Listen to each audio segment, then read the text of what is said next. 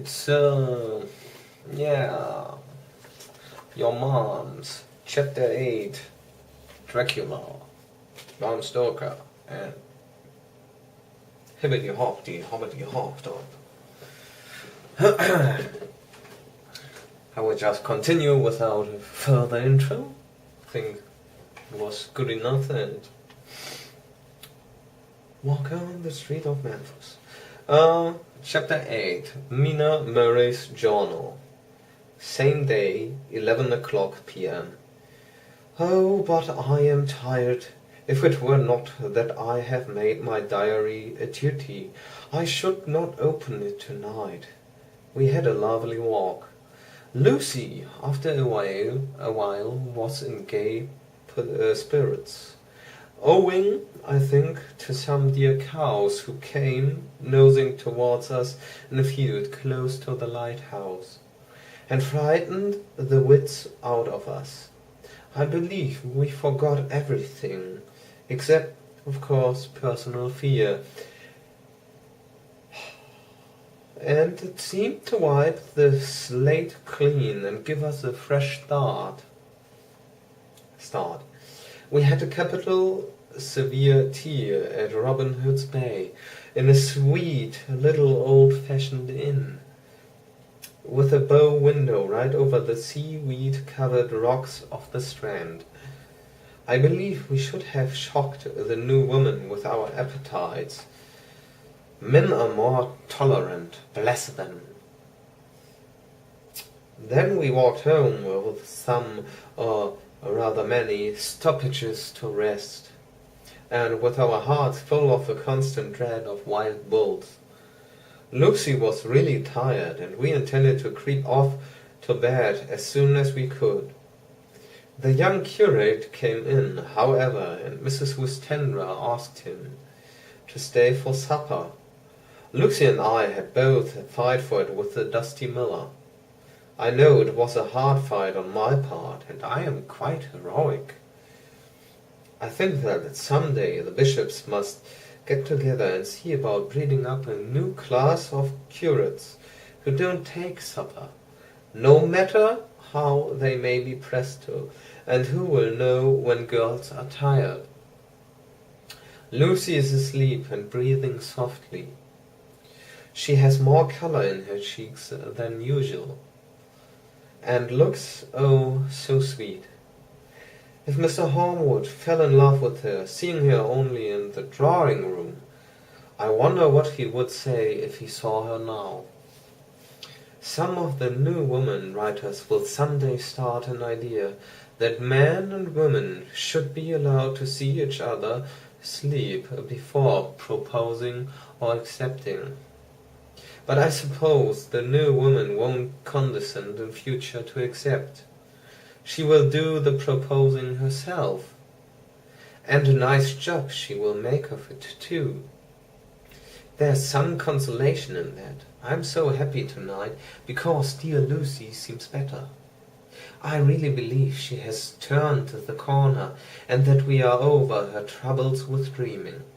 I should be quite happy if only I knew if Jonathan, God bless and keep him. 11th of August, 3 a.m.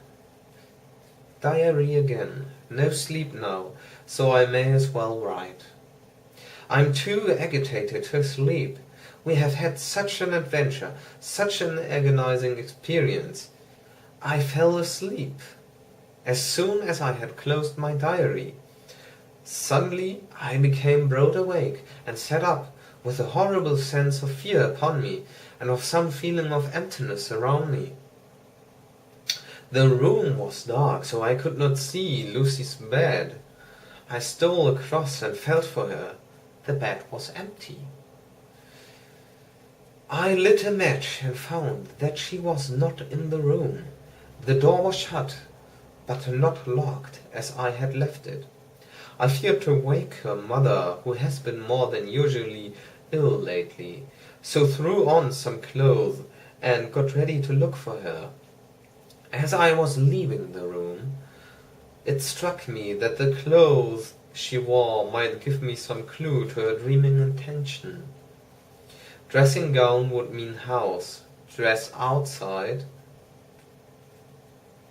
Dressing gown and dress were both in the places. Thank God, I said to myself. She cannot be far, as she is only in her nightdress. I ran downstairs and looked in the sitting room. Not there. Then I looked in all the other open rooms of the house, with an ever-growing fear chilling my heart. Finally I came to the hall door and found it open. It was not wide open, but the catch of the lock had not caught. The people of the house are careful to lock the door every night, so I feared that Lucy must have gone out as she was. There was no time to think of what might happen. A vague, overmastering fear obscured all details. I took a big, heavy shawl and ran out. The clock was striking 1 as I was in the crescent, and there was not a soul inside. I ran along the north terrace, but could see no sign of the white figure which I expected.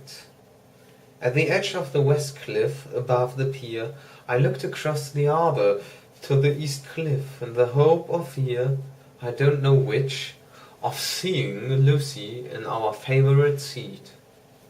There was a bright full moon, with heavy black driving clouds, which threw the whole scene into a fleeting diorama of light and shade as they sailed across.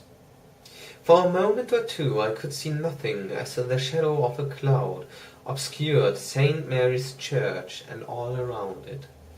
Then, as the cloud passed, I could see the ruins of the abbey coming into view, and as the edge of a narrow band of light, as sharp as a sword cut, moved along, the church and the churchyard became gradually visible. Whatever my expectation was, it was not disappointed. For there, on our favourite seat, the silver light of the moon struck a half-reclining figure, snowy white. The coming of the cloud was too quick for me to see much, for shadow shut down on light almost immediately. But it seemed to me as though something dark stood behind the seat where the white figure shone, and bent over it. What it was, whether man or beast, I could not tell. I did not wait to catch another glance, but flew down the steep steps to the pier and along by the fish market to the bridge, which was the only way to reach the east cliff. The town seemed as dead, for not a soul did I see. I rejoiced that it was so, for I wanted no witness of poor Lucy's condition.